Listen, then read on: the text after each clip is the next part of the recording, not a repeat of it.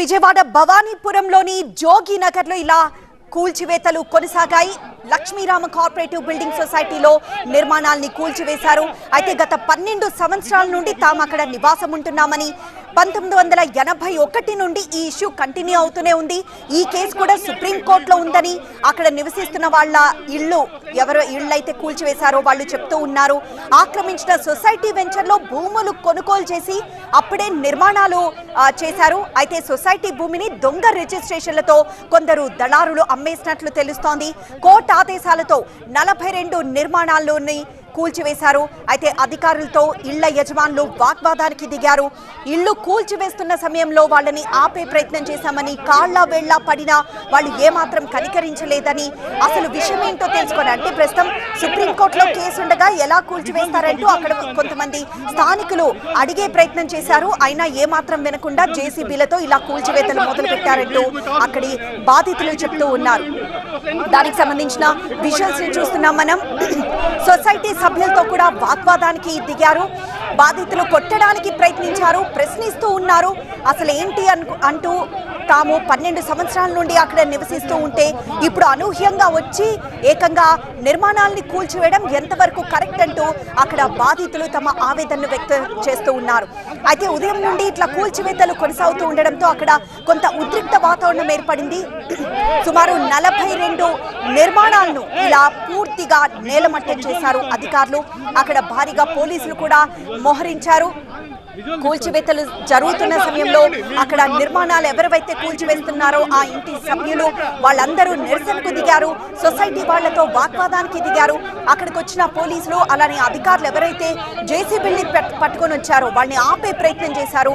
అయితే ఒక అడ్వకేట్ కూడా వాళ్లతో పాటు వచ్చారు. అడ్వకేట్ కి తాము విన్నవించుకున్నాము, అసలు విషయం ఏంటో తెలియజేయమని ఆయనతో మాట్లాడినా కొంచెం కఠినంగా ఆన్సర్ చెప్పి అతను కూల్చివేతలు ప్రారంభించాలంటూ అక్కడికి వచ్చిన జేసీబీ వాళ్లతో చెప్పారంటూ అక్కడి ఇళ్లు కోల్పోయిన బాధితులు ఆవేదన వ్యక్తం చేస్తూ ఉన్నారు.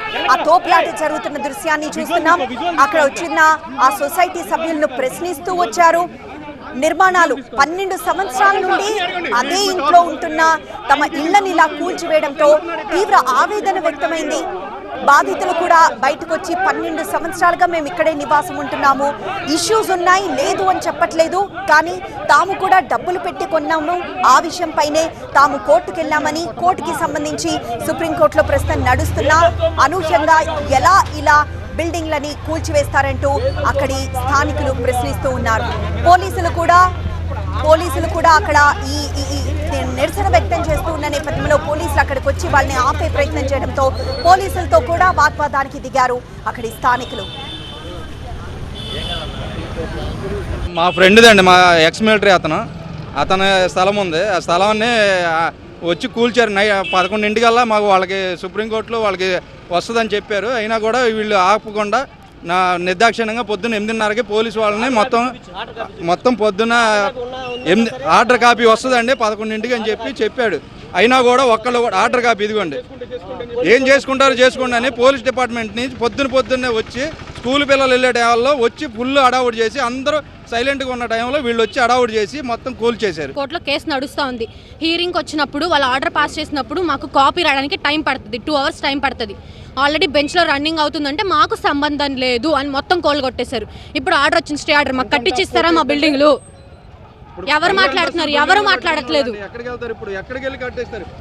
చర్చితో సహా కూల్చేశారు మందిరాన్ని. ఇప్పుడు మేము రోడ్డు మీద నుంచున్నాం కట్టుబట్టలతో.